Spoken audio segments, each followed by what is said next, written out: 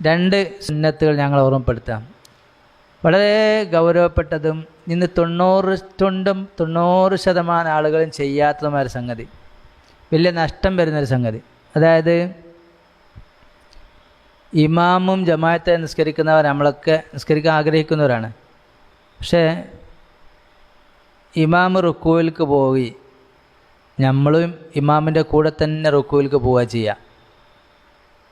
നമ്മൾ ഇമാമിൻ്റെ കൂടെ തന്നെ പോവുക ചെയ്യുക. മാണ്ടി അങ്ങനെ ഇമാം റുക്കൂവിൽ എത്തിയ ശേഷമാണ് നമ്മൾ തുടങ്ങുന്ന മാണ്ടി. ഇമാമിൻ്റെ കൂടെ പോയ എന്താ പ്രശ്നം? അത് ജമാഅത്തിലൂടെ വരുന്ന കറാഹത്താണ്. അപ്പം ഒരു റുക്കൂവിൽ നമ്മൾ ഇമാമിൻ്റെ കൂടെ പോയാൽ നമുക്ക് 27 ഇരട്ടി ആ റുക്കൂവിൽ നഷ്ടപ്പെടും. പിന്നെ എഴുത്തുദാൽ ഇമാമിൻ്റെ കൂടെ തന്നെ നമ്മൾ കൊണ്ട് ഉയർന്നാലോ ആ എഴുത്തുദാലിൽ 27 ഇരട്ടി നഷ്ടപ്പെട്ടു. പിന്നെ ഇമാമിൻ്റെ കൂടെ തന്നെ സുജൂദിലേക്ക് പോയാലോ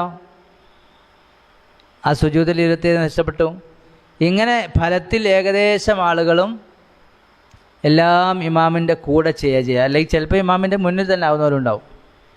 അങ്ങനെ ആകുമ്പോൾ ജമാഅത്തിൽ 27 ഇരട്ടി കൂലി എന്നുള്ളത് ജമാഅത്തിലൂടെയുള്ള കറാഹത്തിലൂടെ നഷ്ടപ്പെടും. അപ്പം നമ്മൾ ഈ കൂടിയാൽ എന്ത് ചെയ്യണമെന്നറിയാം. ഇനി മേലിൽ ഇമാം ഇപ്പോൾ റുക്കൂയിലേക്കാണ് ഇമാം പോകുന്നതെങ്കിൽ ഇമാം റുക്കൂയിലെത്തിയ ശേഷം ആയിരിക്കണം നമ്മൾ ഈ റുക്കൂയിലേക്ക് പോകാൻ ആരംഭിക്കേണ്ടത്. ഇമാം സമിഅല്ലാഹു ലിമൻ ഹമിദ എന്ന് പറഞ്ഞ് നേരെ അറ്റൻഷനായി നിന്ന ശേഷമായിരിക്കണം നമ്മൾ എന്ത് ചെയ്യേണ്ടത്? റുക്കൂയിൽ നിന്ന് പൊന്തണ്ടി. തിരിഞ്ഞോ പറഞ്ഞ് വേറൊന്ന് ഇന്ന് ഞാൻ കണ്ട ഒരു അനുഭവം കൂടിയാണ് പറയണേ. അസ്സലാമു അലൈക്കും വറഹ്മത്തുള്ളാഹി. അങ്ങനെ മാറ്റാൻ പോകാൻ പാടില്ല. നിസ്കാരത്തിൽ തിരിഞ്ഞു നോക്കാൻ പാടില്ല. മുത്തവല്ലി നമ്മൾ ചെറുപ്പത്തിൽ പഠിക്കും. ഇമാം മുത്തവല്ലി തങ്ങളൊക്കെ പറഞ്ഞ നിസ്കാരത്തിൽ തിരിഞ്ഞു നോക്കൽ ഹറാമാണ്. അപ്പോൾ അസ്സലാമു അലൈക്കും എന്ന സലാം പറഞ്ഞ് മീം പൂർത്തിയായ ശേഷമേ തിരിയൽ തുടങ്ങാൻ പാടുള്ളൂ. അസ്സലാമു അലൈക്കും വറഹ്മത്തുള്ളാഹി.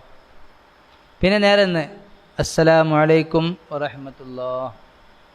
മനസ്സിലായ പറഞ്ഞേ? നമ്മളങ്ങനെ ചെയ്യണം. അള്ളാഹു തൗഫീഖ് ചെയ്യട്ടെ. ഇനി വേറൊരു കാര്യം കൂടി. എന്താ ദേഷ്യം പിടിക്കുന്ന? അത് ഇതൊന്നും പലരും മൊലിയാർ ചെയ്തില്ല, തങ്ങൾ ചെയ്തില്ല എന്ന് പറയണ്ട. ഇത് ഞാൻ പറഞ്ഞതിനെതിര് തങ്ങന്മാരോ മൊലിയാന്മാരോ പറഞ്ഞാൽ ഞങ്ങളോട് പറഞ്ഞോളേ. കിതാബിലൂടെ ഉണ്ടോ? വേറെ പ്രധാനപ്പെട്ട സംഗതി, നമ്മൾ പള്ളികളിലൊക്കെ ഉണ്ട്. നമ്മളൊക്കെ പള്ളികളിലൊക്കെ പോകുന്നവരാണ്. ജുമുഅ കഴിഞ്ഞ് നിസ്കാരം കഴിഞ്ഞ് ബാങ്ക് ഇഖാമത്ത് കൊടുക്കും.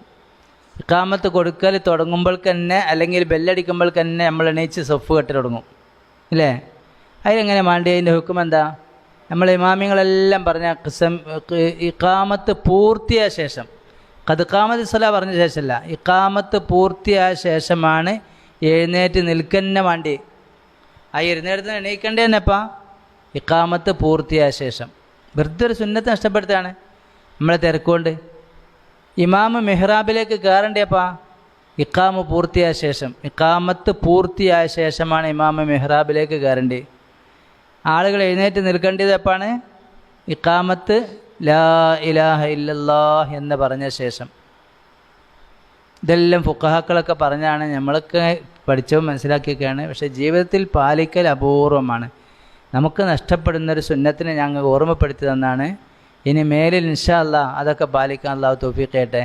അപ്പോൾ പിന്നെ വേറെ വിഷയം ഉണ്ട് കേട്ടോ.